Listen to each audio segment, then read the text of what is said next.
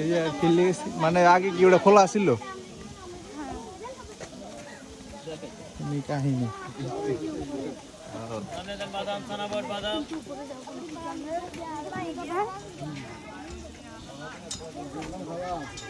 কি ঝর্ণা পাইলো 30 টাকা এমনি বাস দিল তুমি হ্যাঁ 30 টাকা তুমি এমনি বাস দিল কোনো কথা